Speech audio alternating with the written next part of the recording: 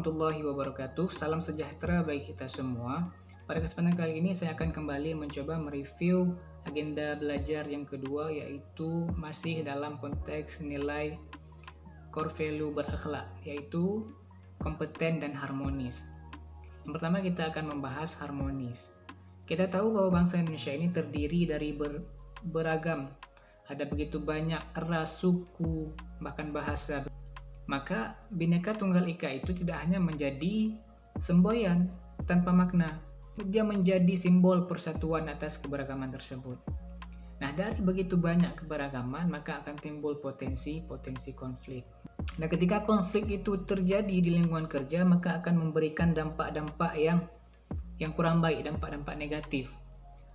Apa contohnya? Ya, suasana kerja menjadi tidak nyaman, kita menjadi tidak nyaman dalam bekerja, sehingga pekerjaan kita menjadi terbengkalai, kinerja kita menurun. Nah, hasilnya apa? Sehingga layanan kita kepada masyarakat menjadi tidak optimal.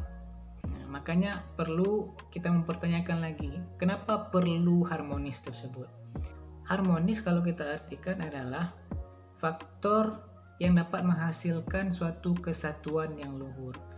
Nah, suasana harmonis ini harus kita ciptakan di lingkungan kerja. Untuk apa? Ya, supaya kita bisa bekerja dengan tenang, individu kita tenang dalam melaksanakan tugas.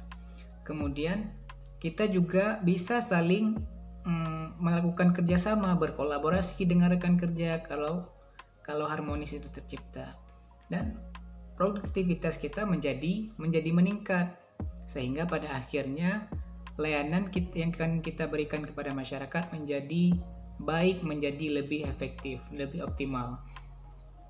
Nah, untuk mewujudkan harmonis itu, ya bagaimana caranya? Ya, bagi saya mewujudkannya adalah dengan basis etika. Ya, kita sebagai ASN punya basis etika yang sudah tertulis, yaitu kode etik, kode perilaku, dan sebagainya. Nah, kita sebagai ASN harus mewujudkan harmonis itu. Ya, apa dengan mewujudkan kode etik tadi? Salah satunya berlaku tidak diskriminatif kepada masyarakat yang pengguna layanan dan kepada kolega kita, rekan kerja. Harus objektif, jujur, transparan. Kita juga harus memiliki sikap toleran. Kemudian yang harus ada pada kita dalam konteks harmonis ini adalah saling tolong menolong. Yang paling penting yaitu kepada pengguna layanan, kepada masyarakat, dan tidak lupa juga kepada rekan kerja kita. Ya. Yang terakhir adalah kompeten. Nah, bagi saya kompeten menjadi suatu kewajiban, keniscayaan, keharusan bagi seorang ASN dalam menanggapi begitu banyaknya perubahan di dunia yang global ini. Perkembangan zaman, perkembangan digital, perkembangan dunia yang semakin maju. Nah, kita dituntut untuk lebih kompeten. Ya, prosesnya bagaimana? Ya, harus dari inisiatif kita sendiri, ya, dengan cara belajar, meningkatkan kompetensi, meningkatkan kemampuan diri, berdiskusi, dan lain sebagainya. Ya, dari mana? Ya, dengan berbagai macam sumber. Tergantung inisiatif kita.